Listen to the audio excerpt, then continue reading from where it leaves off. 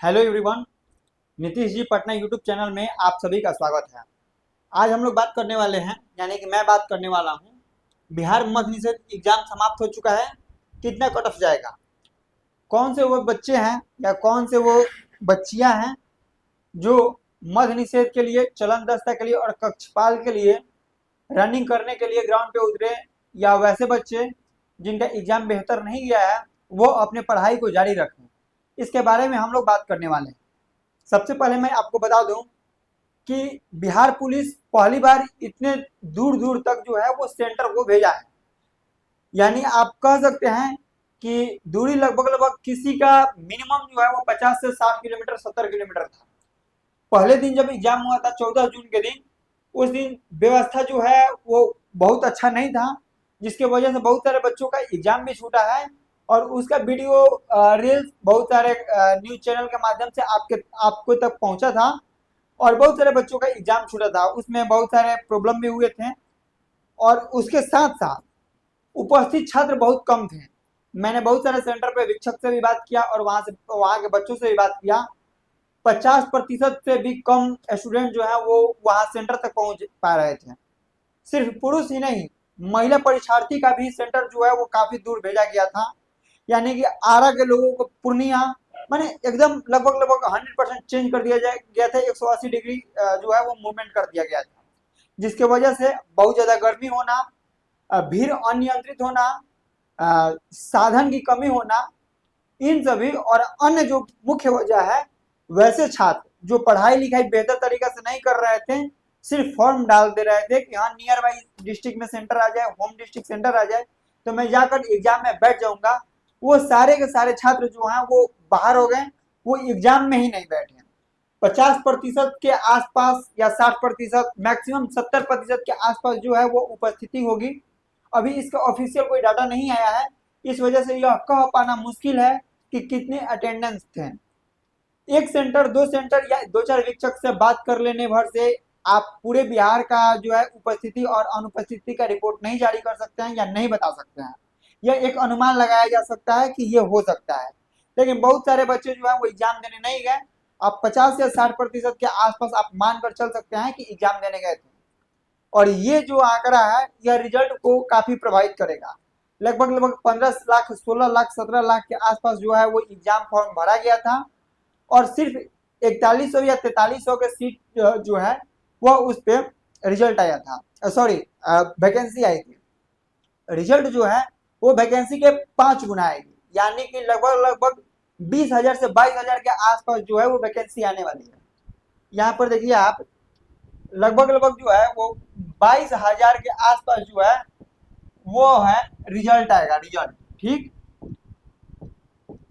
इसमें कितने बच्चे जो है अपेयर हुए थे? लगभग 15 लाख प्लस जो है वो बच्चे फॉर्म भरे थे।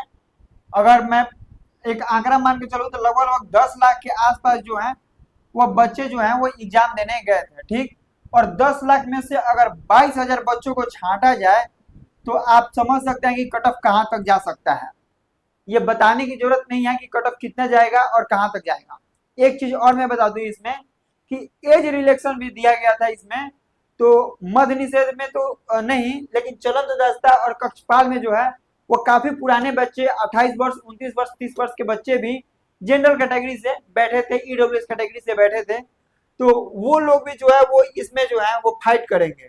तो कट ऑफ जो है वो सीट के मुकाबले, सीट को देखते हुए और अपेयरिंग स्टूडेंट को देखते हुए और पुराने स्टूडेंट्स भी जो है वो इस मैदान में है। वर्तमान में मैं आपको बता दूं कि कोई भी वैकेंसी हो, बीपीएससी की तैयारी करने वाले छात्र भी जो है वो बिहार पुलिस का फॉर्म भर रहे हैं, रिजल्ट ला रहे हैं और दौड़ने का प्रयास कर रहे हैं। भले उनका रनिंग ना हो पा रहा हो या मेरिट ना लग पा रहा हो, लेकिन बेरोजगारी का यह आलम है या सरकारी नौकरी का इतना क्रेज है कि बहुत सारे मैंने ऐसे विद्यार्थी को देखा है जो बीपीएससी के लिए तैयारी कर रहे हैं, बीपीएससी के लिए पढ़ रहे हैं, फिर भी वो बिहार पुलिस का फॉर्म भर रहे हैं। उनका रनिंग ना हो, वो मेरिट से बाहर हो जाए, लेकिन ये तो सीट जो है वो 22,000 में ये फुलफिल कर जाएंगे। तो इस वजह से जो है वो कट ऑफ काफी ज्यादा जा सकता है। कितना ज्यादा जा सकता है? देखिए, बिहार पुलिस का प्रीवियस जो एग्जाम हुआ था, जो 19,838 के लिए हुआ था, ऑफिशियली तो एग्जाम का रिटेन का जो है वो रिजल्ट नहीं आता है, लेकिन लगभग लगभग हमें लगता है कि 60-62 के आसपास जो है वह जनरल का जो है वो कट ऑफ गया था। लेकिन इसमें मध्य निषेध में उसके विपरीत होने वाले हैं, उससे कहीं ज्यादा होने वाले हैं। अगर मैं कट ऑफ की बात करूं तो कट ऑफ लगभग लगभग मुझे लगता है कि 70 से 72 के आसपास जो है वह आपका रिटेन का जो है वो जनरल कैटेगरी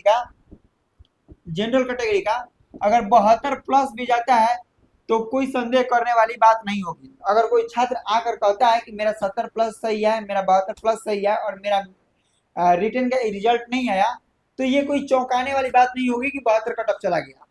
बहुत सारे सेंटर से जो है बच्चे मोबाइल लेकर अंदर चले गए, लेकिन जैमर लगने के कारण वो क्वेश्चन को बाहर नहीं भेज पाए।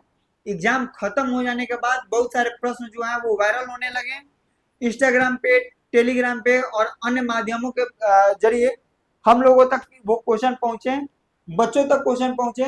जिन्होंने एग्जाम अच्छे तरीके से दिया है, उन्होंने मैच कराया है। लगभग लगभग सभी बच्चे जो हैं जो बहुत बेहतर करते हैं, जो दरोगा का हमेशा एग्जाम देते हैं, किसी वजह से सेलेक्ट नहीं हो रहे हैं, बीपीएससी का एग्जाम देने के लिए पढ़ रहे हैं, उन लोगों का 70 के आसपास जा रहा है। और क्वेश्चन भी जो है वो बहुत हार्ड नहीं था और बहुत लो भी नहीं था, इजी टू मॉडरेट नहीं था, मॉडरेट टू हार्ड था, यानी कि मध्यम से लेकर हार्ड की तरफ जा रहा था, ना कि मध्यम से लेकर नीचे की तरफ जा रहा था। प्रश्न जो है, बहुत सारे प्रश्न जो है वो कथन निष्कर्ष कूट में थे, लेकिन ऐसा नहीं था कि वन लाइनर प्रश्न को हटा दिया गया था, वन लाइनर प्रश्न भी थे। प्रश्न में कहीं कहीं जाकर आपको आधुनिक भारत देखने को मिल रहे थे, प्राचीन भारत देखने को मिल रहे थे, यानी कि हिस्ट्री के सेक्शन को छोटा किया गया है, करंट के सेक्शन को वर्तमान में फिर उसी स्थिति में रखा गया है, साइंस पे ज्यादा फोकस किया गया है। मैथ में भी प्रश्न जो है वो कथन निष्कर्ष के आधार पे पूछे जा रहे हैं, कुट में पूछे जा रहे हैं। पैटर्न जो है वो लगातार परिवर्तन होते जा रहे हैं। तो इसके वजह से जो भी नए स्टूडेंट नए तरीके से नए रणनीति से तैयारी कर रहे हैं, वो जो है वो अच्छा मार्क्स लाने का प्रयास करेंगे। जो बच्चे लगभग लगभग 70 प्लस 65 प्लस या 60 प्लस जो है वो मार्क्स ला रहे हैं, तो आप रनिंग करना स्टार्ट कर दीजिए। रनिंग करना एक टाइम, तो जो भी स्टूडेंट अगर वर्दी वाला फॉर्म भर रहे हैं जिसमें रनिंग है, उनको 12 महीने एक टाइम तो दौड़ना ही दौड़ना चाहिए। सुबह में दौड़ें या शाम को दौड़ें, मैक्सिमम प्रयास करें कि आप सुबह में दौड़ें। जब भी रिजल्ट आता है तो आपका जो है वो स्टेमिना बना रहता है, सिर्फ आपको टाइमिंग को मैनेज करना रह जाता है, टाइम गिराना रह जाता है। तो इस वजह से आप अगर फॉर्म भरे हैं, एग्जाम दिए हैं, अगर 60 प्लस भी आपका सही हो रहा है, किसी भी कैटेगरी से हैं, तो आप दौड़ना स्टार्ट कीजिए, एक टाइम रेगुलर रनिंग कीजिए। बहुत सारे बच्चे आए, रिजल्ट आने के बाद वो अपना वेट कम करने जाते हैं, उसके बाद रनिंग बनाने जाते हैं। तो वो सब बच्चे जो है वो अभी से ग्राउंड पे जाएं, हमेशा दौड़ें, पढ़ाई भी करते रहें, पढ़ाई भी ना छोड़ें। और एक चीज, अगर अभी तक आपने Nitish ji Patna YouTube, Facebook, Instagram और ट्विटर को फॉलो नहीं किया है, टेलीग्राम में आपने ज्वाइन नहीं हुआ है, तो ज्वाइन हो जाइए। और जो भी प्रश्न है या जो भी सवाल है वो आप हमसे पूछ सकते हैं। वीडियो देखने के लिए बहुत बहुत धन्यवाद।